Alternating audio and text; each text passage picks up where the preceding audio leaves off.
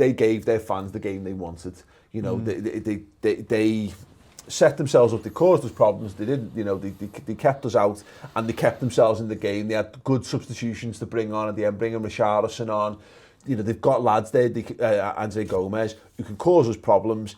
And then it leads to 5 minutes at the end where you're just like, not only you're not thinking, oh God, we're not gonna snatch a goal to win it. We were like, oh shit, what happens? What then happens if we throw this away? Which I suppose is probably a crumb of comfort in some regard, but you're right. All the build-up was dead right on that. That was their fucking World Cup final. That was their big occasion. They got exactly what they wanted from that, and it was a 0-0 draw. It's something we should take from that, I guess. Yeah, seeing some of the... Apparently there was a massive roar at the end. I mean, we couldn't hear it, but a massive roar at the 0-0. So that just says everything. And I suppose, again, it's you said before, 5 out of the last 6 have been draws. It's not totally unexpected. And again, when it gets to down to the last few minutes, and it is a draw, God, I couldn't even imagine if we'd got beat there. Fuck me, that would have been the worst thing in the world. So, you know what, at the end of it, we got a draw. It's a point. It's not what we wanted, but again, they set out to frustrate us. They frustrated us. We didn't take our chances. And again, I just think we can think about this for ages, but actually, you know what, it's not that bad. Yeah. I know, listen, I feel quite positive. It's thinking back now of the game, and you are a motivational speaker though, so it's hardly surprising. You're a motivational speaker who's been fucking blown up, Andy. By comparison, it's a nil-nil away, never that bad. No, but you know what? I woke up this morning, and again, woke up, put my leg on. I think, fucking hell, who cares? It's not that bad. But I still feel positive. You do become frustrated when, again, you talk over the chances we missed, and you think, oh God, I forgot about that one. Oh yeah, that one, and you think we should have won. Listen, it was a draw, and I'm trying to stay positive. Yeah, I mean, there's no being positive or negative. Ultimately, in the time between matches, if you're not going to be in front of the Liverpool players, has no great tangible impact. You know what I mean? Crap, I am this week. Well, yeah, yeah. So yeah, keep your head on. But you know, it doesn't have a tangible impact. But it is that thing of, I personally, I think I agree. I don't see any sense in getting dead angry about it. I am wound up about it. I am, and I'm going to need to rationalise, and I will make a concerted effort to breathe a bit more and to try and see the positives and to try and see the positives in life as much as footy as anything else. Because you know what, I need to, because I've got to live this shit. I can't switch off to it. You know, none of us can. We're in it for the rest of the season. And if we weren't those kind of people, then if we were the kind of people who could switch off for it, I don't think we'd be bothered by it. But we do need to keep on it. The comment, and I think, look, we have to address it because people have been saying it for weeks and weeks. There's a lad, Co-Command on YouTube, and he said, it's fine, we're still 7 points ahead, chance to go 10 points clear. It's fine, we're still 5 points ahead. It's fine, we're still 3 points ahead. It's fine, we're still 1 point ahead. It's fine, we're just 1 point off. It's impossible to argue with that. You know what I mean, really? No, should you try? No. Because it doesn't matter. But when have we ever done it the easy way? No. Ever. True enough. This is the thing. The big criticism here, because that is an absolutely unarguable thing. It's it's the opportunities that we've passed up are the big problem here, isn't it? Because you can drop points and you can lose things, and league titles can be won really tight. And if Liverpool can still go on and win it, of course they can. The problem is we don't know that they will. So you can't settle these nerves. There's no answer, there's no comeback to any of those things. And if Co-Command knew what was going to happen, or I knew what was going to happen, we'd all get 10-team accumulators on the betting every weekend. Yeah. But we don't. It's football. No one knows what's going to happen. Yeah. You have an idea. It doesn't play out. Every one of us will have how many points we think we're going to get, how we're going to get to those points, how many goals we're going to score. I've predicted score predictions every game for 10 years. I've got about 5 right. Yeah. You know what I mean? The problem is, I predict the starting 11, I get them wrong every week. You know what this is though? It's a list of arguments against people looking for the positives in things. It's like having this stock. It's reductive. I don't see the point of this. It's ammunition used to be people who were trying their best to enjoy the football. Yeah. You know what I mean? It's like, wow, when you were wrong. I'm dead sorry I was wrong. I'm dead sorry that I thought things were better than they actually have turned out to be. How dare you be happy? How dare I look for secret? But no, and it's not blind. It's not delusion. Neither of these sides, these opposing toxic sides that seems to have developed in our fan base over this are right or wrong. And what I don't like is the online point scoring against people who are trying to say that it's fine, because look, that could well be then they were 4 points off next week. Does it make you feel any better to think that way? It doesn't. Maybe if it does. But what do they want? What do they ultimately want? Liverpool to fucking win every game and win the league. You're using last season Man City for winning the league as a meter of success, aren't they? And they missed opportunities they're getting pissed off for, which is fine. But there's no debate anymore. There's it's either you or me, like you said before, it's black or white. So you can either be positive and think, well, I said before, you could be 90 points, finish second. I'm kind of all right with that, but I'm not, because I want us to win the league. Nobody was ever won over to somebody's side of view by being called deluded, a dickhead, a nonce, a not real fan. All these fucking things I've seen bandied about from both sides. It's fucking Brexit. We've got Brexit in our own fan base. You know what I mean? You've got people who have become entrenched. It's neither extremely horrendously fucked, and neither is it absolutely fucking amazingly brilliant. But to be perfectly honest, and you've been saying this throughout, Andy, it is actually more the good side of things than the bad side of things, because this is as high up as we've been. That's definitely a positive, no matter which way we spin it. Even if Liverpool were to lose the remaining 9 games of the season, it would still represent progress. It just wouldn't feel like it, because the same way that a draw feels like a great result if you come from a goal down, but it feels like a shit one where you lose a fucking if we had gone 10 points clear, does anyone really think that we would have kept that 10-point gap to the end of the season? No chance. It would have got chipped away at some point anyway. Yeah. So, it's been chipped away a lot quicker than we thought. Better for it to be chipped away with 9 games to go, giving us an opportunity to fight back, rather than have this death of 1,000 cuts where we fucking throw it away on the last game of the season. Imagine if we got to 3 or 4 games left and we drew 3 of the last 4 games and ended up losing it like that. We were never going to keep that 10-point gap. Do you know what I mean? There's 9 games to go. City is still fighting in the Champions League and the FA Cup. They're going to drop points as well. Yeah. The difference for me this season is, when 2008-2009 happened, the next season it was done, and we had all the problems behind the team and all the ownership problems, and Hicks and Gillette coming in and all that crap. And then 13-14, it felt like a one-off. This doesn't feel like a one-off. This is, you said it yesterday, they're all tied down to 5-year contracts. Yeah. This is the start of our cycle. The problem we've got is we've got another great team in the middle of their cycle at the same time, and it's going to be difficult. Yeah. But you know what? This is the beginning of this side, and I think you've got to remember how far you've come to appreciate where you are.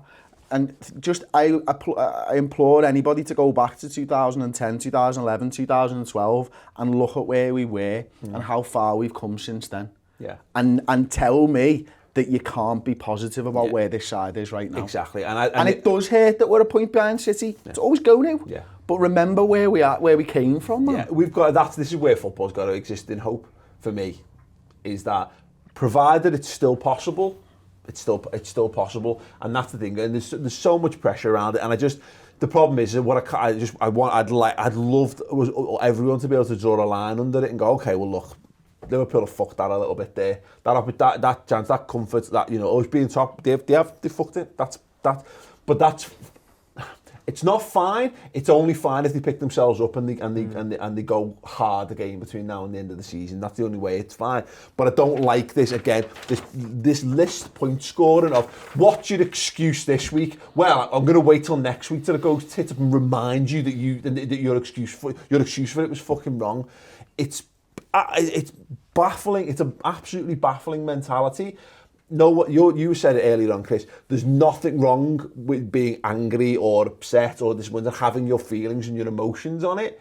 You're entitled to them. We all feel it. No one's happy that Liverpool aren't top of the league. No one. There's not a single person that's happy that Liverpool are no longer have the league in their own hands. I think Barry and Ped probably. Apart from Evertonians and Manx, you know what I mean? Like and the rest of the football world, according to Twitter.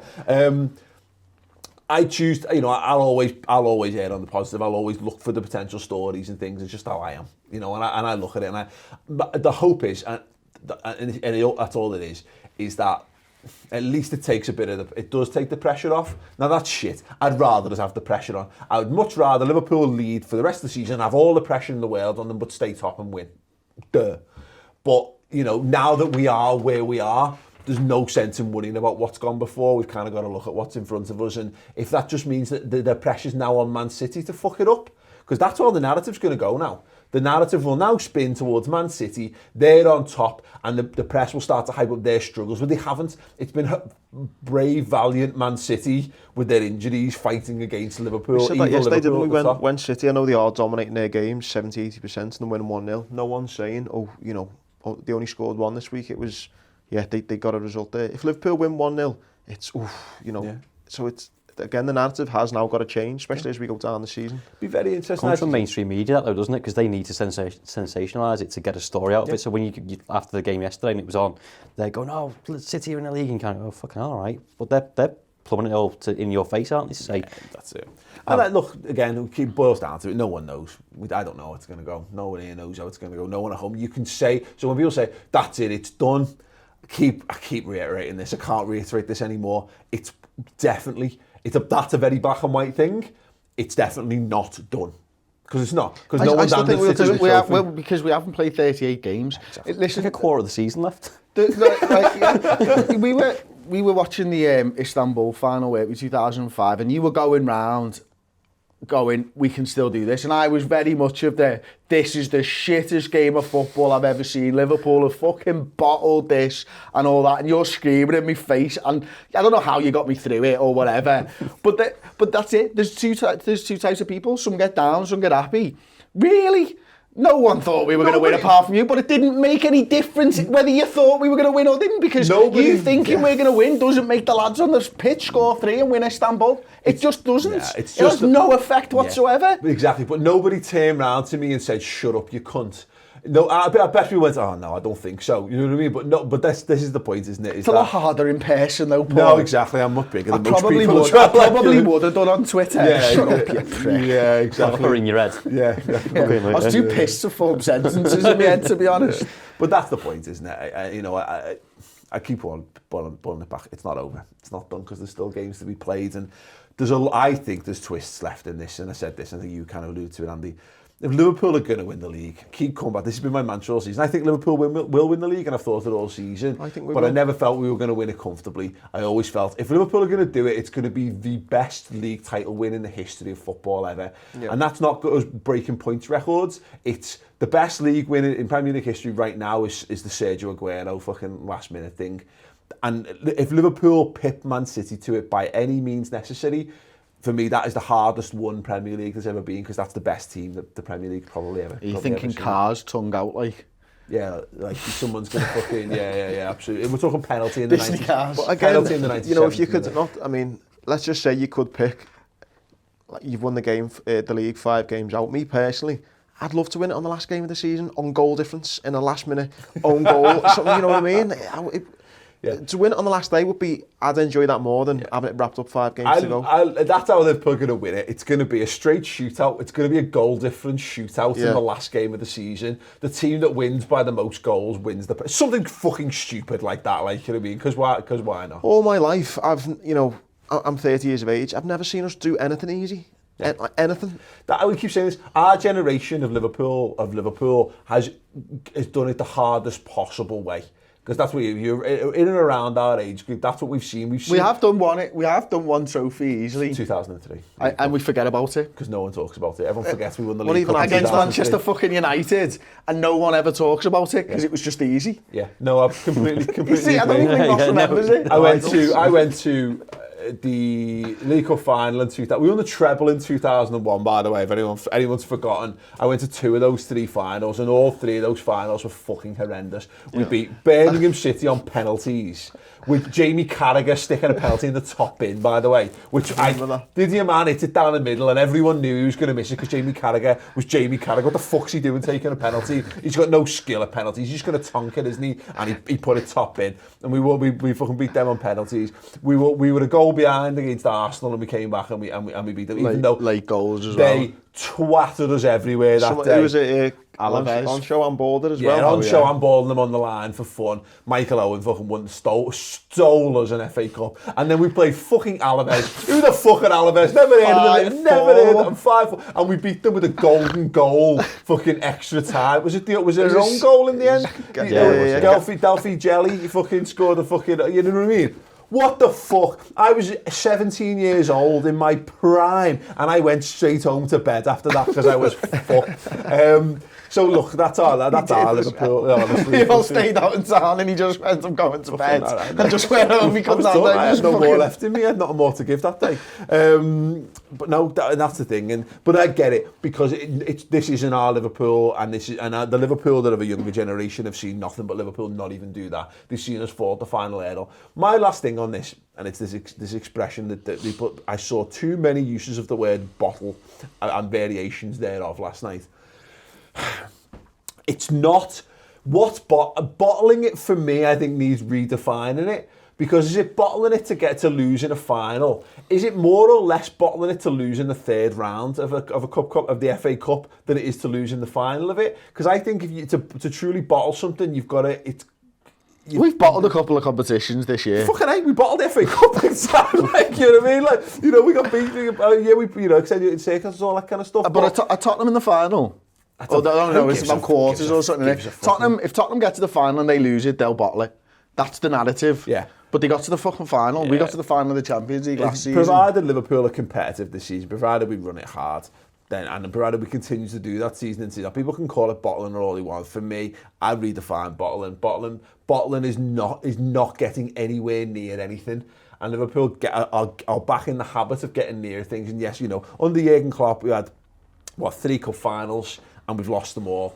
That's not bottling it for me. That's just getting to a final and losing the game of football. And at the minute, we're not bottling it. Bottling it would be finishing 4th or 5th for me. I'm not having it. Bottling's a lazy argument, isn't it, for opposition fans to poke you with at some point. It's going to wind you up, like you said before. I think for a Liverpool fan saying you're bottling it, I think if you're saying that, then you're the bottler, in my opinion, because you're not used to being in a situation, which is fine. Yeah. Have a different opinion, which is fine, but don't go and say we bottled it, like you said before. It's over. We're 1 point behind with 9 games to go. Until it's mathematically impossible to win a league, and that's when you say the two big things. You say you're bottling it. Last season, Man City over 100 points, over 100 goals, the greatest team. I put on Twitter the other day, they're probably the most finely assembled football squad ever in world football, in my opinion. Mm-hmm. So you're coming up against them, and forget that you've been 7 points clear or whatever. In March, you're 2 points behind them, this great team. How's that bottling it? Yeah. You've got to a point in March with 9 games to go and you're right in the mix with it. Who can say you've bottled it? Yeah. Does anyone think we're underachieving this year? No. I think underachieving is bottling it. Yeah. I think underachieving is bottling it. That's what I'm saying. Those slurs come from Spurs, Chelsea and Arsenal fans. You think or even Everton fans, you're going, well, that's your argument. Are we bottled it because we're second, a point behind City? If Man City finish 4th this year, they've bottled it with the squad that they have. Yeah. And that's the thing. You look at the team. Yeah, we've got a great first 11. Look on the bench. We spoke before about substitutions. We've not got this hundreds and hundreds of millions on the bench like City have. Yeah. Do you know what I mean? So for what we're doing, we are definitely not bottling it. Yeah, I mean, it's underachieving because of the possibility, isn't it? You know what I mean? But again, you've got to look at it in a wider sense and saying Liverpool are punching above their weight. It's just dead annoying that once again in a season where we punch above our weight, there's just someone else who's right up there with us. But again, you can't. We have no control of that. We have no control. No one has any control of Man City. UEFA don't have any fucking control of Man City. How can we have any control of Man City? Jesus Christ. So yeah, you're right. It's that. What the trick now, and it is just a trick, it's just an illusion of the mind, is stop talking about this, what we could have had. Yeah. Here's what you could have won is fucking pointless. It's like you're getting a fucking, open up, on Christmas Day, you open up and you wanted a fucking PlayStation and you got a fucking Sega Saturn. There's no point crying about it, you've got a Sega Saturn, just fucking enjoy the games that you got with it. Get over the fact that your mates have got a PlayStation, and that happened to a friend of mine, that's why it sticks in me. It happened to me. I was like, oh, not a PlayStation. But this is the thing. It's not wrong to say that Liverpool have thrown away a lead at the top of the league. It's not wrong to say that, but it has no. if you're an opposition fan, fine, use that as ammunition all you want, and that's what you've got. That's what you've got to try and beat us with. Fine, good luck. There you go. Fucking have it. Go nuts. But if you're a Liverpool fan, you've just got to fucking draw a line in it now and look forward and say, okay, that's done. This is the reality of where we are now. It's a bit dramatic, but look, you know, I have my leg amputated every morning. I've got to wake up, put my leg on. If every morning I start today and think, oh, imagine if I never joined the Marines and the what ifs, you're not going to get anywhere. You've just got to wake up in the morning and you've got to crack on. Yeah. And that's what they've got to do now. You know, we win the rest of our games. City will drop points. Do you know what I mean? We've just got to think it's back. It's not in our hands, but if we can win every game, we're giving ourselves the best possible chance. It is pointless looking back. Yeah. And I genuinely still think we'll do it. Well, I think too. I do too. And if nothing else, again, I want us to be competitive, and that's on the players now. You know, we need to get our heads back on. We need to pick our heads up off the floor, screw them back on by any means necessary, and just look at what's left. Look at what's left now, because you know there's 9 games of football in the league left. That is what it is. It's not a lot. That'll be gone before we know it. It'll be summer and we'll all be lost in chances. And then it'll start again. You know, there'll be a next season again before we know it. Yada, yada. So, yeah, that's the reality. It's on the players now. You know, the players have got to go and the managers have got to figure out a way to get us back to winning ways again. And if they do that, then we've got every chance of winning. And if they don't, then we won't deserve to win the league. That's the stone cold reality of it, really, just Andy, just asking for a friend, like how much do you charge for one-on-one motivation? That would be good, but yeah. We'll keep Andy on tap between now and the end of the season.